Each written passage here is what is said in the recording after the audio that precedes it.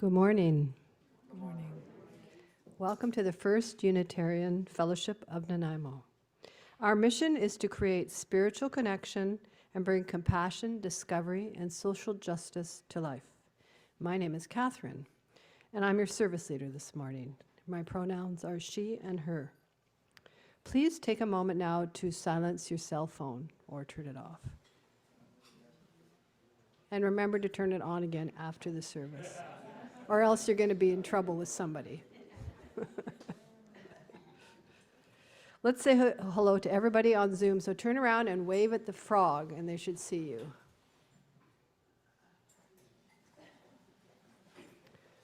Whatever your ethnicity, race, culture, theological belief, sexual orientation, gender identity or expression, age, and everything else that makes you who you are, please know that you are warmly welcome in our community.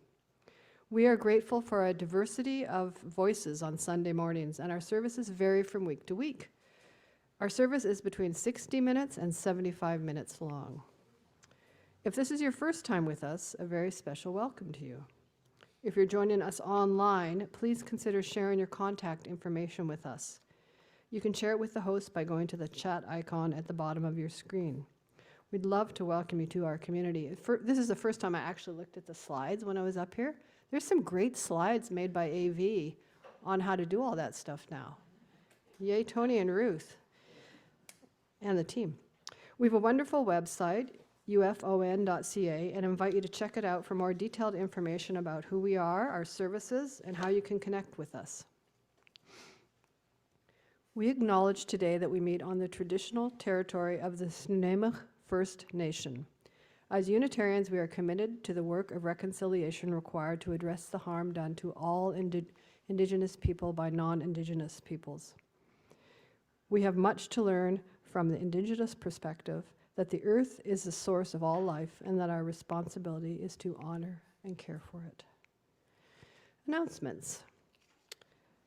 Just a reminder that if you have announcements, please get them to the service leader or just the Sunday Services Committee by Thursdays so that we can have them in the script, because last-minute announcements sometimes cause stress. Okay, first announcement is that we'd still like you to donate any of your extra clean, gently used clothing for our upcoming community clothing swap for transitioning and trans people, which is happening on Saturday, November 30th. We are co-hosting this with The Coast is Queer. And they're particularly in need of men's clothing, meaning clothing that is either masculine or neutral in style. They are also looking for some of those rolling clothes racks, you know, the kind you can put hangers on. If you know any place we could borrow them, it would be great, because otherwise there's going to be tables with a huge messy piles of clothes. And we are still accepting women's clothing too. You can drop your clothing off here before or after service until Sunday, November 24th. Or you can email that's me, Rupert or myself at welcoming.ufon.ca, and we could actually pick it up if you needed us to.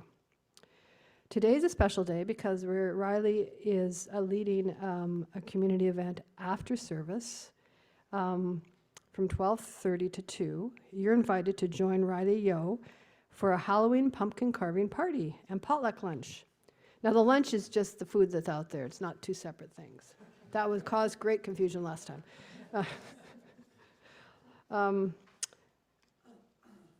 Reilly will engage in a lively dialogue with us about community connection, including ways to overcome the isolation of elders in our community, to provide opportunities to foster intergenerational connections, and to reach out to our older fellowship. And our older fellowship members and friends to encourage them to participate more fully in Halloween and other fun events. I should have edited this, sorry. Are you considering becoming a member of our fellowship? If so, Reilly Yeo is planning to hold a Pathways to Membership discussion on Zoom at a future date. If you're interested, please see Diane at the table by the entrance, or you could speak to Reilly after the service. To find out about all of our special events, groups, and meetings taking place in the hall, you can go to the calendar on our website, read the weekly emails sent to you on Thursday or Friday, or check out the large white boards in the hall by the washrooms. And if you're not getting the update, please tell Brenda at the back. Let us now enter into sacred time. Leah will lead us into worship through music. Good morning, everyone.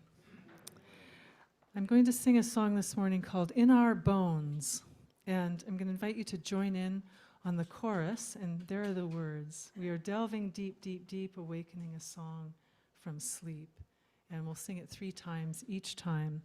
So this song is by Elaine Susan Brown, and it was written in 2017 to express a sense of connection with our ancestors of the deep past.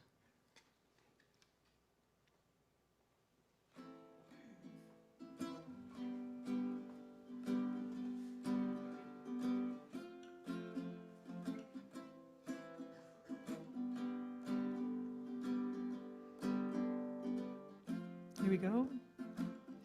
We are delving deep, deep, deep, awakening a song from sleep. We are delving deep, deep, deep, awakening a song from sleep. We are delving deep, deep, deep, awakening a song from sleep. We are singing a deep song from ancestors of long ago, a song that keeps their magic strong, a song we carry in our bones, a song we carry in our bones, a song we carry in our bones. We are delving deep, deep, deep, awakening for a song from sleep. We are delving deep, deep, deep, awakening a song from sleep. We are delving deep, deep, deep, awakening a song from sleep. We are singing a deep song of gods of wind and fire and storm that's been in us all along, a song we carry in our bones, a song we carry in our bones, a song we carry in our bones. We are delving deep, deep, deep, awakening a song from sleep. We are delving deep, deep, deep, awakening a song from sleep. We are delving deep, deep, deep, awakening a song from sleep. Thank you. Thank you, Leah. I'm always amazed by how much this group loves to sing. You can depend on that. I am thrilled to introduce our speaker and minister for today, Reilly. Reilly Yeo is an organizer and facilitator with extensive experience running digital campaigns. Prior to entering seminary, she was the Director of Communications and Public Engagement at the David Suzuki Foundation. And she currently serves as co-founder of Climate Plan, a membership-based organization that helps people and their communities respond to climate change. She received her Master's of Divinity from the University of Toronto, graduating with the prize for highest standing, and completed her chaplaincy training, CPE Basic, at Victoria General Hospital. Her ministry work focuses on the twin challenges of spiritual resilience and systems change in the face of the polycrisis, the interlocking crisis of crises that defines our time. She lives in James Bay on the unceded territories of the Swinghung, a Lekwungen-speaking people, with her partner Jamie and their children Avery and Elise. We are blessed to have Reilly with us this year as our quarter-time minister. Reilly.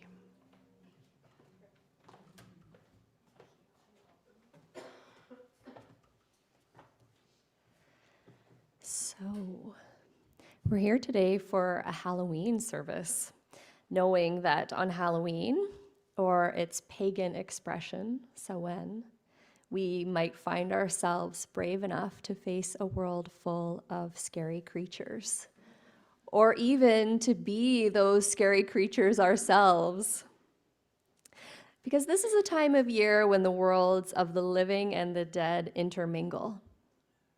It's a time to remember our ancestors, so our genetic ancestors, also our intellectual ancestors, and our spiritual ancestors as Unitarian Universalists, and to harvest their wisdom as we prepare for the challenges and the opportunities of the future. So this morning's chalice lighting is adapted from words by Reverend Alice Anacheka-Naseman. Let us take a moment to honor the ancestors of this fellowship, the people who first came together to create a home for Unitarianism here in Nanaimo, who worked to raise money for a building, who sat in committee meetings and created bylaws, blessings in disguise, who chopped and marinated and baked potlucks, who painted and weeded and pounded nails and washed countless dishes, who gathered to worship as we do today, to learn, to grieve, to heal, to serve justice, to transform their lives and this world. We are the recipients of their gift and their vision. Let us do our part to keep this fellowship strong for generations to come. We light this chalice today as the symbol of our faith, the faith that has brought us together for over 60 years and will keep us together as we move into the future. So now, please join me and rise in body or spirit while Leah leads us through Do You Hear, hymn number 112 in Singing the Living Tradition.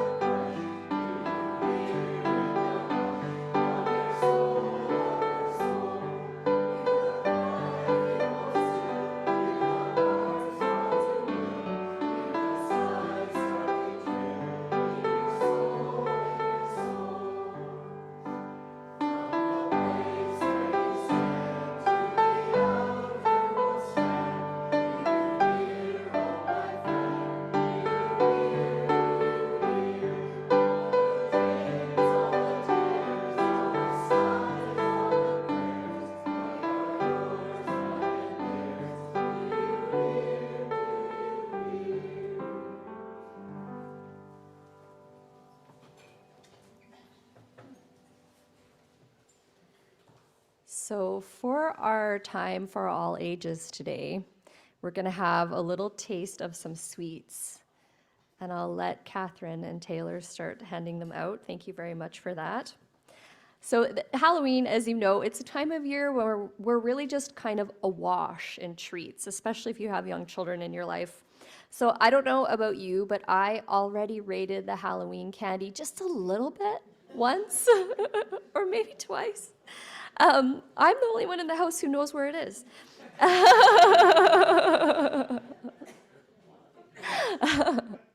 So this provides us with an opportunity to really work on that spiritual question of our relationship to abundance.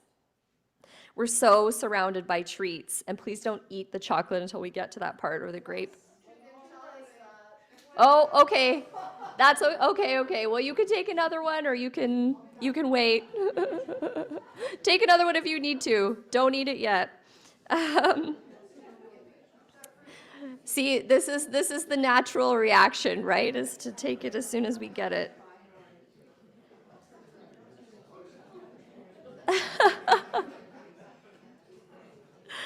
Okay, the next line is kind of perfect. We're so surrounded by treats that it's easy to take them for granted and just eat them without savoring them. But our ancestors couldn't do that. So the orange that people got in their Christmas stockings was actually, at that time, a huge luxury, right? Sometimes we need the reminder that our everyday abundance is actually a huge luxury, and we can take the time to slow down and to savor it. So we're going to do this little chocolate communion, if you have your piece of chocolate, or you have the choice of a grape, if you prefer. And if you feel called to do so, let's taste some of that sweetness together. So this meditation is adapted from Thich Nhat Hanh's How to Eat an Apple.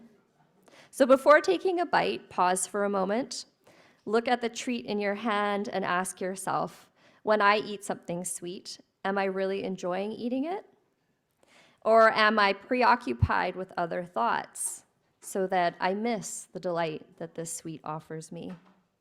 So now you can slowly take a bite of your first or second one, depending on your approach here. Does anyone need another one? That's okay if they do. No, I can't do it. I can't eat it and do it at the same time yet. Don't be shy. It's okay. Or if you just want another one, that's also fine. There's lots left. Okay, so now you can slowly take a bite and chew it. Be aware of your in-breath and your out-breath.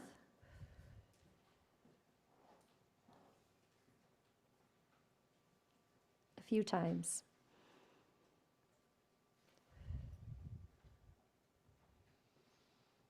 To help yourself concentrate solely on eating, on what it feels like in your mouth, what it tastes like. There's nothing else filling your mind as you eat this. No projects, no deadlines, no worries, no to-do list. Just the taste of the food. So being focused and slowing down will allow you to truly savor all the qualities that this food offers. Maybe you notice the sweetness, the aroma. There were a few of us commenting on how strong the smell was just being near the chocolate before the service started. You might notice creaminess. If you have the grape, maybe freshness.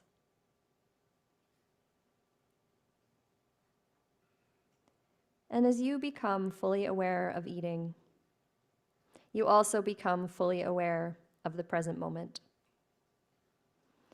You become fully engaged in the here and now. Living in the moment, you can really receive what food offers you, and you become more alive. You can find new ways to balance the sweet and the bitter in life.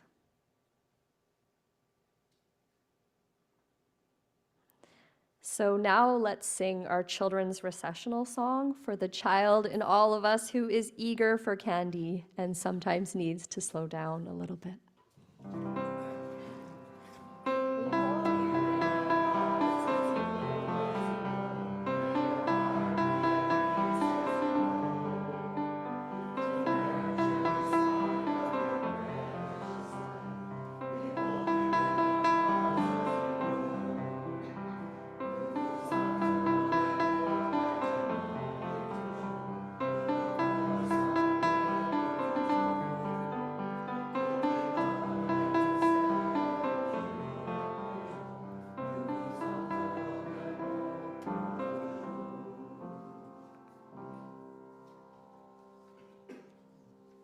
I like that tradition. It could be a Unitarian thing. Now is time for the offering. Charla and Sharon will now pass the baskets for the offering. For those here with us for the first time, your presence is your contribution. Those online can go to our website and click the big blue donate button on the home page to give. To help the wider community, half of all cash donations will be given to our charity of the month. This month's charity is the Nanaimo Unitarian Shelter, operated by the Nanaimo Family Life Association. Since 2008, the shelter has provided a compassionate, non-judgmental refuge for people experiencing homelessness. If you want your donation to the shelter to go to the shelter, you will need to make a note of that on your e-transfer or check.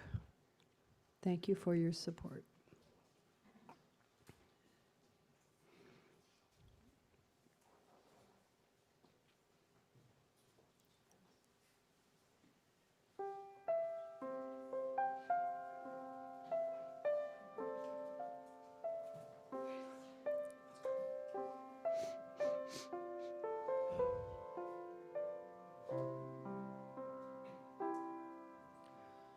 From you I receive, to you I give, together we share, and from this we live.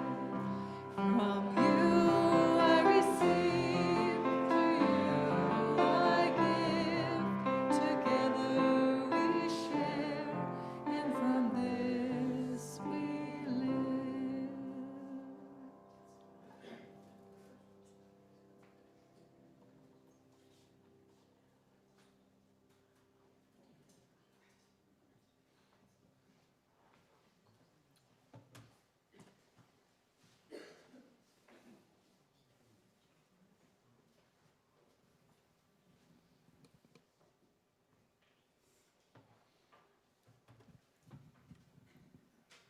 Not seeing green.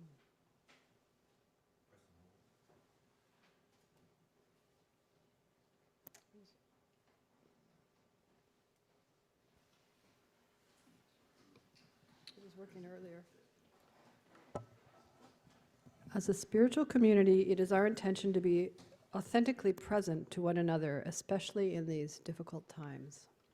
One way we do this is by including in the service a time to listen to the significant personal milestones in our lives. If you have had such a milestone and wish to share it, now is the time to do so. We'll begin with those of you in the hall, and then we'll invite those attending on Zoom. And Reilly's going to come up first.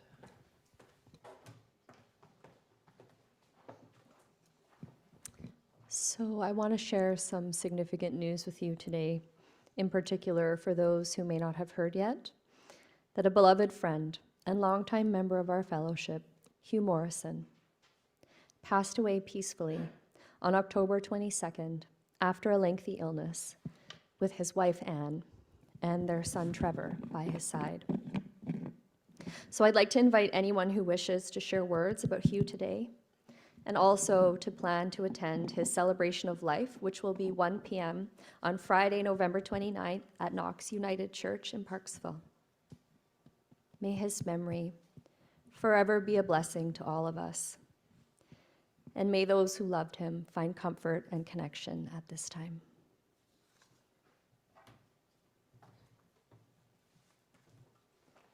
Thank you, Reilly. Okay, I don't know if we have, is the map? Yeah, it's working. Oh, great, okay.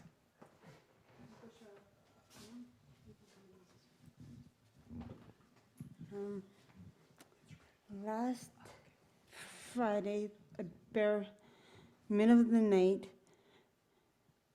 the bear post was in my mom's car, and the home compost knocked over, so the bear went into the garden and knocked the whole compost over. Wow. Middle of the night, and my parents were sound asleep, so that's the first time it happened. And my other thing is my girlfriend got bullied and abused from the Uplands housing. So I'm kind of sad because of her, because she said, I'm not living there anymore. And that's why I'm sad, because. Do you want to put some pebbles in?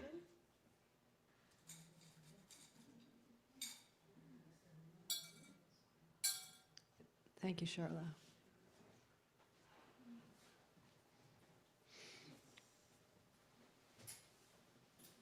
My name's Debbie, and my pronouns are she and her, and I'd like to remember Hugh for so many things. He was a beloved member of our choir with a fabulous voice. He was an incredible gardener. Bob and I learned so much from him about gardening, and that lives on in our garden today. Hugh was someone who was a treasurer, served on the board multiple times, set up a lot of our accounting procedures for the shelter and the congregation. And they used to have these fabulous sing-alongs at their house in the summer with just a beautiful buffet on the most gorgeous patio in their garden, and the joy of singing. And of course, we camped with them many times as well. So a life well lived, and someone who will always be in my heart. Thank you, Debbie. Hi, my name is Diane. I think you pretty well said it all, Debbie.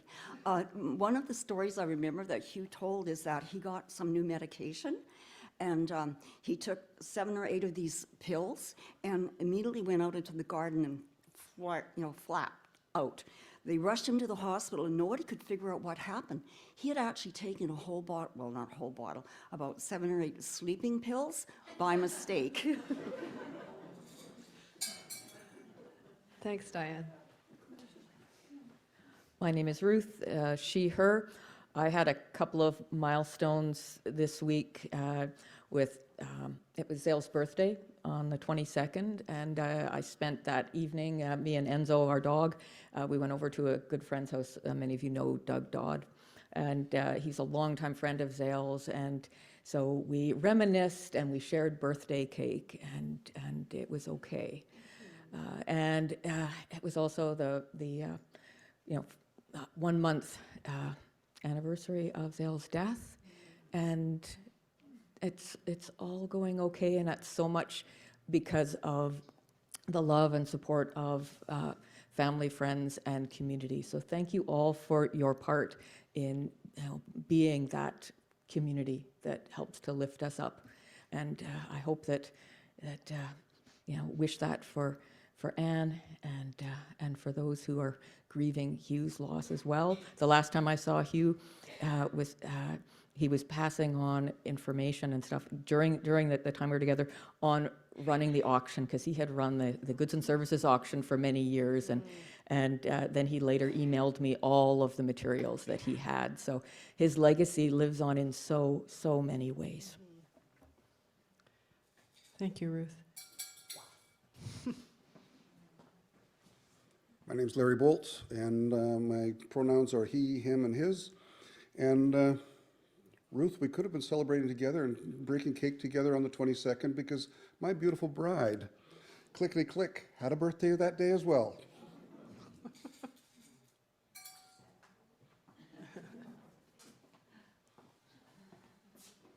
Hi, my husband and I spent quite a bit of time with Hugh and Anne over the last few years regularly. Doug and Hugh almost like soulmates in some ways.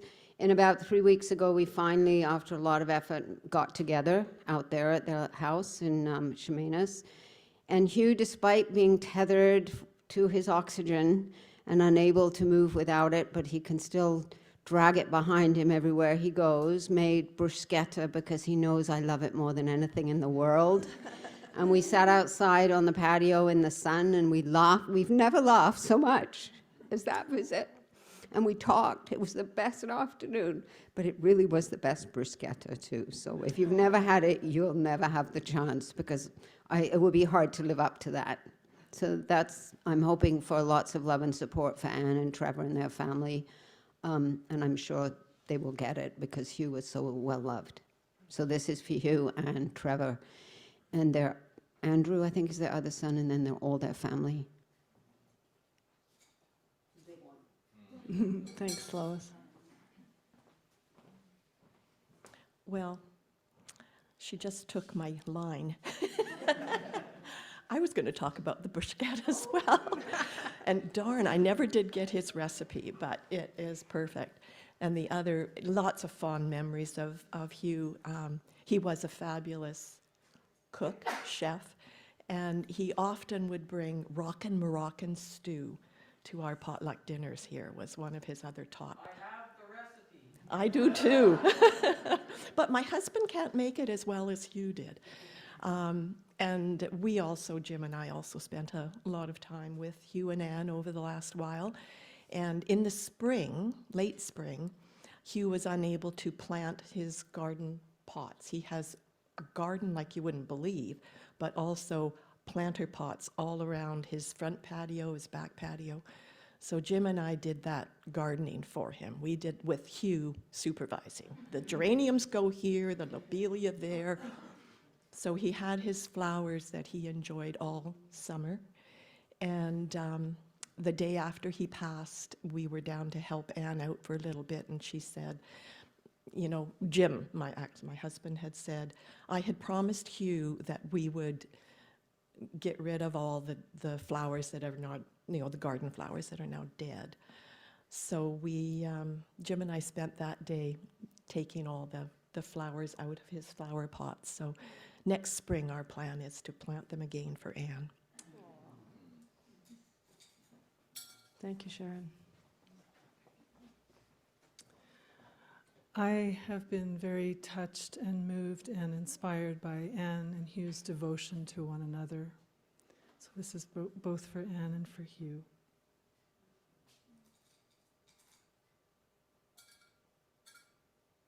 Thanks, Leah.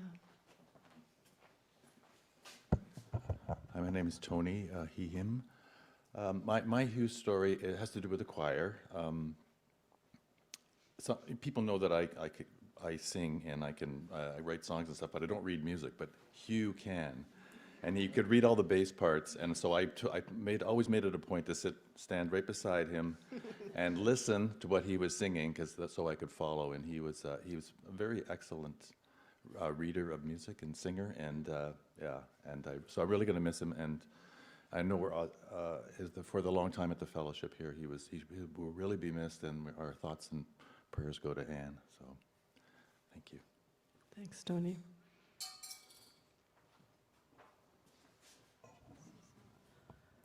My name's Brenda Stewart, excuse me, and I was very fortunate because after the play last Saturday, we went over and visited Hugh and Anne, and Hugh was really at the top of his form. He was enthusing about the America's Cup, and he was showing me pictures on his phone of all the boats that don't look like boats anymore that come out of the water on fins, which I'd never seen.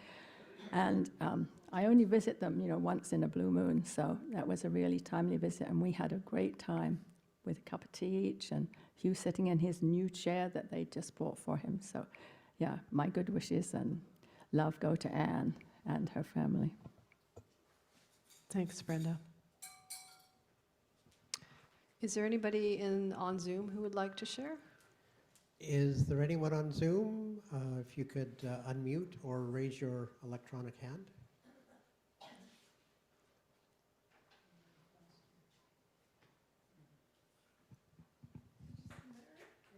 Just a moment.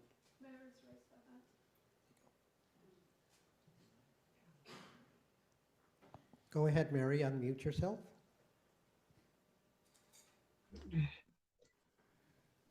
I just want to thank everybody for giving us these lovely stories of remembrance for Hugh, for so many, many, many of the activities he was in and his relationship to all of us. And the one that I would like to add is that he was a marvelous actor and took part in many of the plays that I presented for Spaghetti Night and all.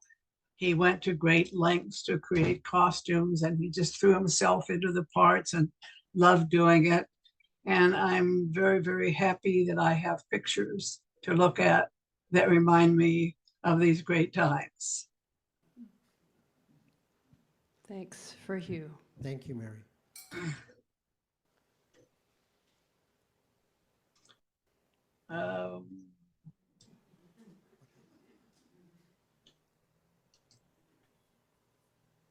Oh, shit.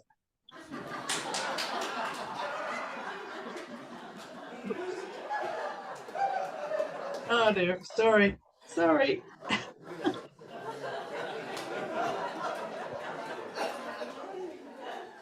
Is there anyone else who would like to share? Thank you for the laugh. We all needed to laugh, Mary. not wasn't seeing anyone else intended. on It Zoom. was not intended. Sorry for that. My error. I My know, error. but good nonetheless.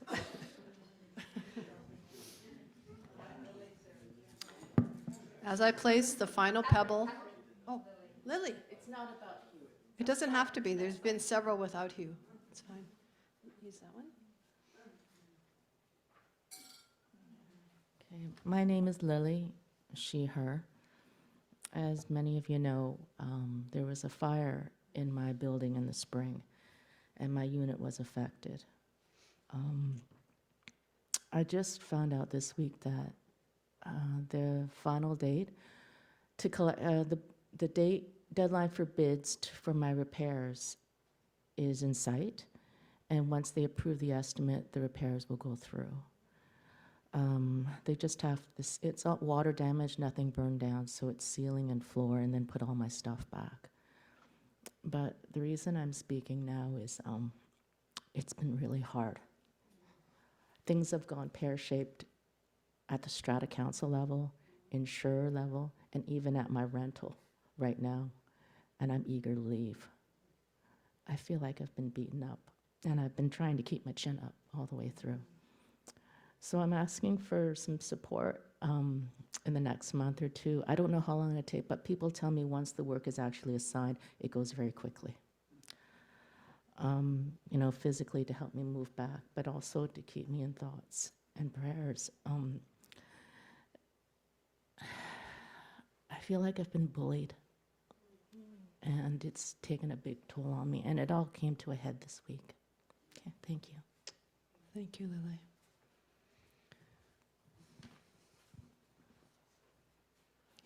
As I place the final pebble in the water, for the joys and concerns that have been left unspoken, I ask that you hold in your heart everything that you have heard and felt.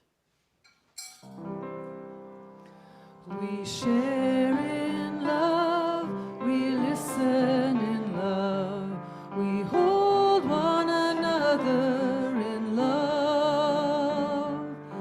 Each joy and concern we witness and learn and grow together in love and grow together in love.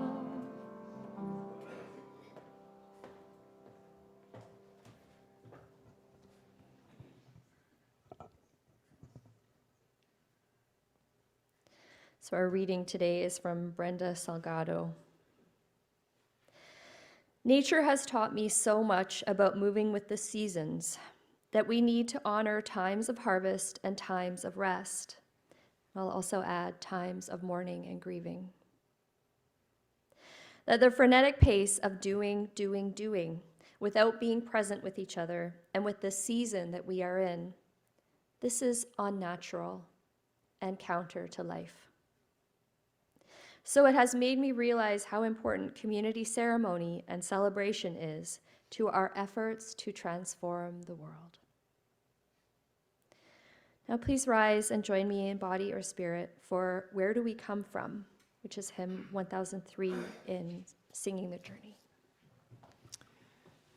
And we are going to sing this through, all the way through twice, the first time in unison and the second time in a round. And Francis is going to help us. And so those of you on that side of the room, follow Francis. And on this side, please follow me. Where do we come from? What are we? Where are we going? Where do we come from? What are we? Where are we going? Where do we come from? Where do we come from? Mystery, mystery, life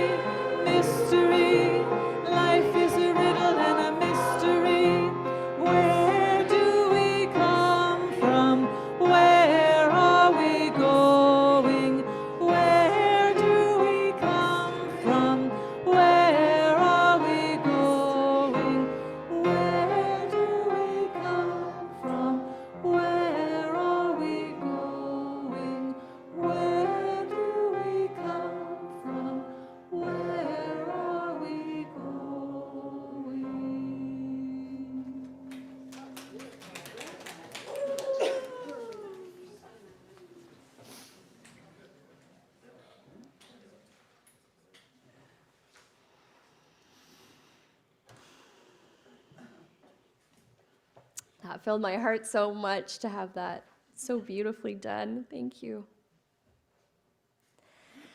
So, one part of where we all come from is ancestors who lived much more closely in alignment with the rhythms of the natural world. Somewhere in all of our lineages, there were people who practiced an earth-based spirituality. Our seventh principle, as Unitarian Universalists, reminds us that we are in an interdependent web, that what happens in the natural world affects us deeply, and that paying attention to the natural world can be a source of strength and wisdom and courage.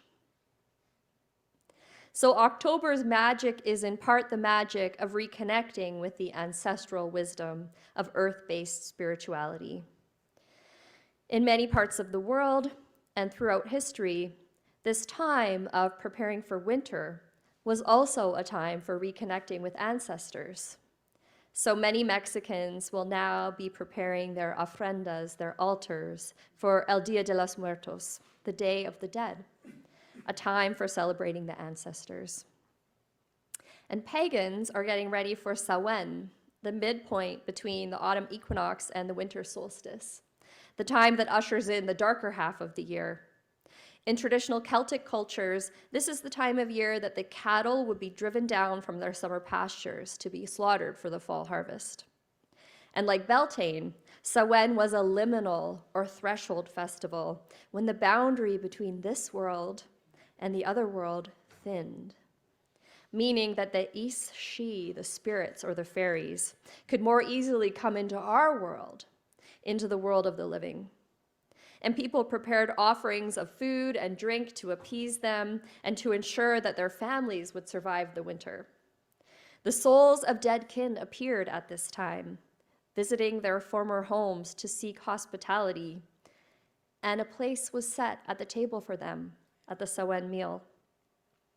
Mumming and guising were part of this festival from at least the early modern era, when people went door to door in costumes, reciting verses in exchange for food, and the costumes were a way of imitating and disguising oneself from the Is-She. So this is the time of year that marks the change. From the bounty of the harvest and the waning autumn sun to the preparation for winter, for the earth to lie fallow again, for the nights to be long, dark, and cold. Historically, our ancestors had to confront the real fear that they might not survive. So although it's been commercialized and it's departed far from its original roots in the mumming and guising of Samhain, Halloween is still a holiday that's all about courage. We don't usually think of it this way, but consider it from the point of view of a young child. So here's my son Avery on Halloween as a 1-year-old when he wanted to dress as a bear. And we asked him, Avery, are you a scary bear or a friendly bear? And he said, a friendly bear. Well, this friendly bear made it to one house before he was too scared of the ghosts, the jack-o'-lanterns, and the skeletons, and he asked to go home. So even the promise of candy was not enough to make him want to keep going. Then this is Avery last year. He wanted to be a shark with blood dripping from his mouth. That was an important part of this costume. Each year I've watched him go a little bit further. And last year he went out for several blocks. Why? Well, because he wants the candy, yes, but also because he wants to participate in the collective ritual. He wants to go with his friends, and he feels safe in his community. Safe enough even to be a little bit fierce himself. So much like my son, we can also find courage in our community. This era of polycrisis And I warned you on my first day here that you were going to be hearing this word a lot. That's the interlocking crisis of crises, which includes the climate emergency, drug poisoning, rising fascism. I'm just naming a few of the elements. That polycrisis mirrors that yearly seasonal shift from autumn into winter. So we know that harder times lie ahead, and we know that there are storms to weather. And for Unitarian Universalism, we don't know what will make us thrive in this era of secularization. We know that our movement is at a crossroads. We know that since the pandemic, many UU communities are shrinking rather than growing. Yet the need for what we do is still so great, and secularization creates as many opportunities for us as it does challenges, since people are leaving conventional faiths to search for something different. Many people are Unitarian Universalists who just don't know it yet. So we need an emergent strategy, like Adrienne Marie Brown describes in this wonderful book, which has had a huge impact in the wide activist community that I'm part of. And in an emergent strategy, we learn from natural systems about adopting a constant process of learning through trial and error. So her teaching is similar to Robin Wall Kimmerer's in Braiding Sweetgrass, about how to learn from the genius of nature. So nature sends up little shoots, little tendrils, little experiments, little adaptations, and then slowly evolves over time based on how the larger ecosystem responds. So one of Adrienne Marie Brown's central teachings is never a failure, always a lesson. Never a failure, always a lesson. So with these events that you've contracted me to do, we're taking some risks, right? And some of them, newsflash, probably won't work out. We're in an age of experimentation of what church, what fellowship, what spiritual community, whatever you like to call it is going to look like in the 21st century. But the good news is that we're in it together. So one other principle for community in a challenging time is to coalesce, not diffuse, to flock together. Adrienne Marie Brown calls it murmuration, like a murmuration of starlings. The way that they create a synchronized cloud of movement, each one paying attention to and following their neighbors. So we need to move together the way the neighborhood kids coalesce on Halloween. We need to collaborate the way agrarian communities would work together for the autumn harvest. In coalescing our efforts to create a vital shared ministry here, I've been working with the board and with the Sunday Services Committee to start looking at a few times this coming year when we can really pool our energy, when we can coalesce. In February, for example, we're going to do a Valentine's Day service called Flooded with Love, an intergenerational service that includes a highly interactive musical play for the kids. It's super fun. My kids love it, with props and costumes and the kind of festivity and fun that helps create that magic of community. So that's going to be a moment to send your energy out to the families in your life, to bring your grandkids, to coalesce some energy around our shared desire for this to be a multi-generational community. And if it works, we'll do it again on Earth Day. And if it doesn't, never a failure, always a lesson. And we'll have lots of lessons to harvest. So I hope that plenty of you will stay and carve some pumpkins with us, and that the postcards we distributed, both physical and virtual, and thank you so much to Lois for that. Lois Peterson. We're hoping that will bring some new visitors through our doors. We engage in that kind of ritual, the pumpkin carving, like so much of our commercialized holidays, without really honoring the deeply spiritual roots. So jack-o'-lanterns were part of warding off the East She. And we can also look at it as a way of celebrating the bounty of the harvest.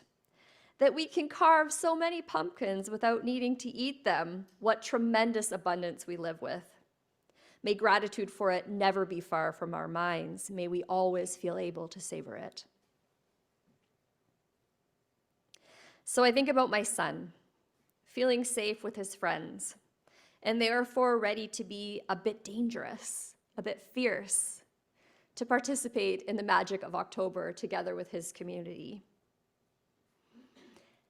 And I think about Unitarian Universalism, which drew me in with its promise of magic, but also some danger.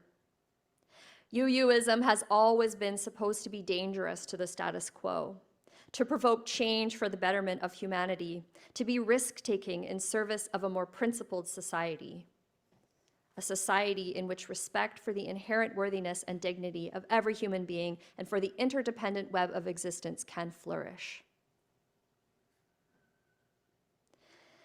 So that's what I think spiritual community will be in the 21st century, a place where we face change together with courage and respect and love, where we reflect on how to draw on ancestral wisdom and the teachings of the earth to be responsive to the needs of this very precarious, very precious moment.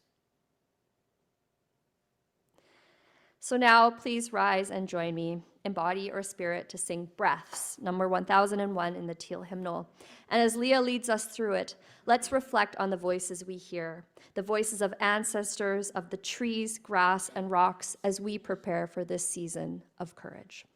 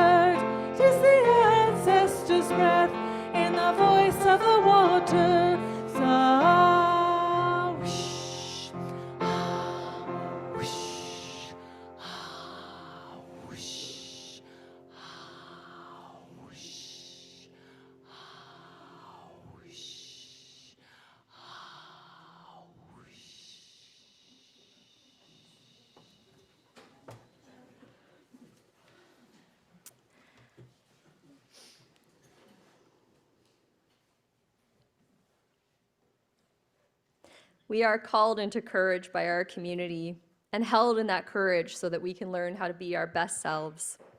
Here at Samhain, as we begin to prepare ourselves for darkness, may we become more capable of wisdom and fierceness. May we hear the voice of our ancestors, encouraging us to learn from the earth.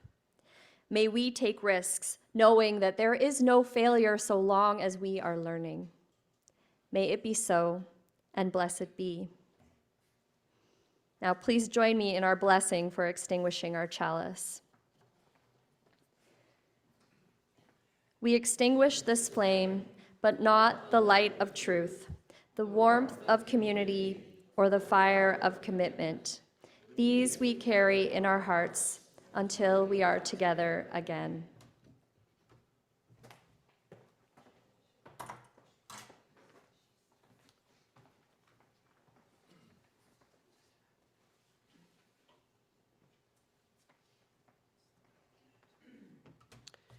We are nearing the end of our service.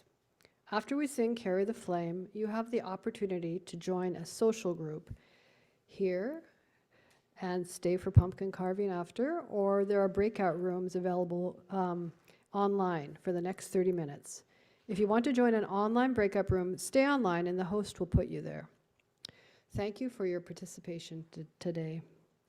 We'll now sing our final song, Carry the Flame. The words are on the wall in the hall. Our custom is to stand and hold hands or touch elbows as you are comfortable.